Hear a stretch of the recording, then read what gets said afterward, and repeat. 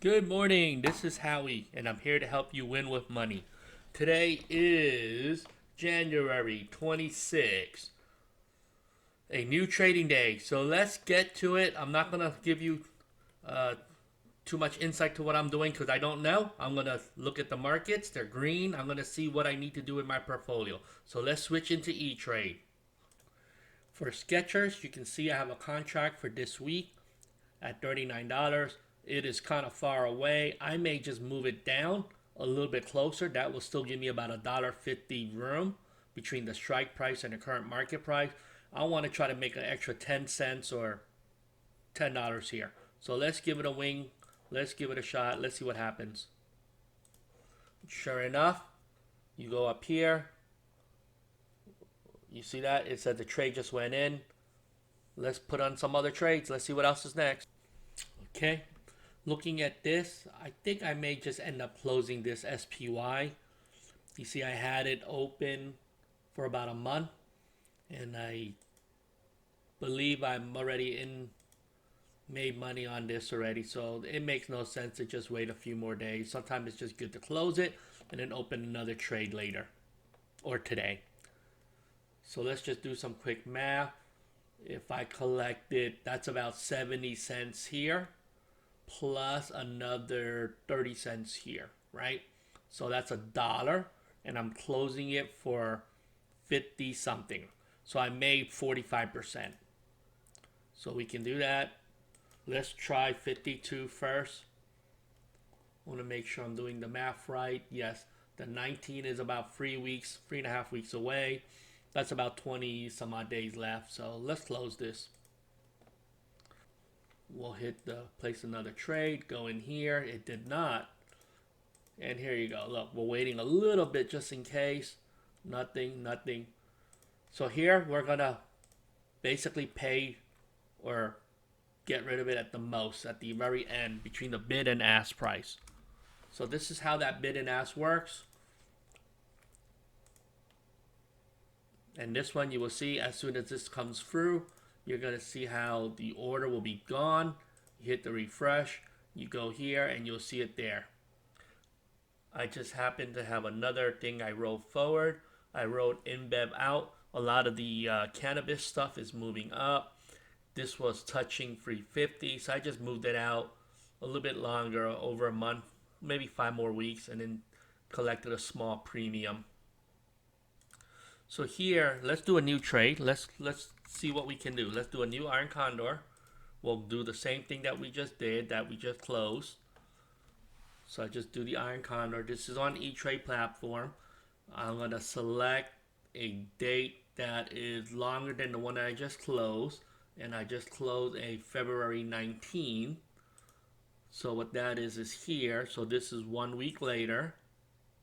And this is 2 weeks later, March 5th. Here is what I end up building.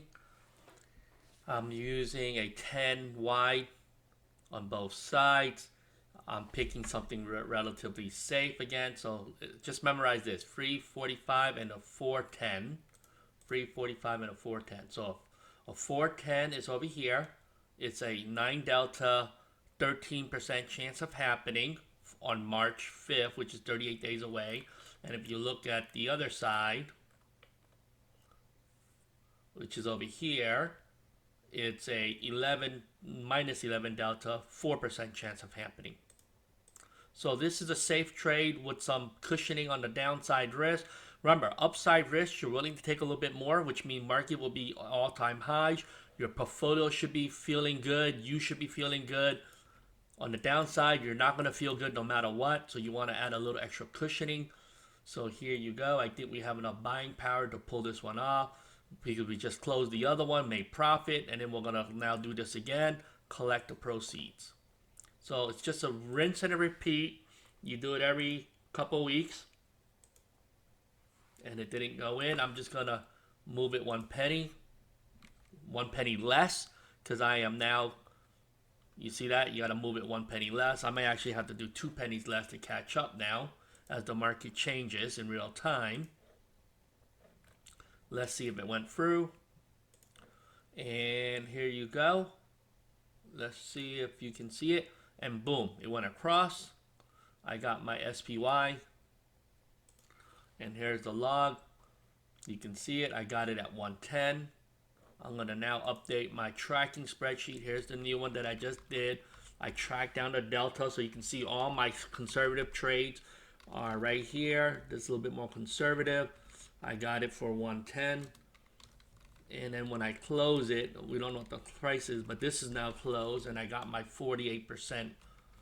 Not huge, but I'm okay with that. Again, I'm not out there hitting home runs, and I'm okay with that. So let's just paste that one in there.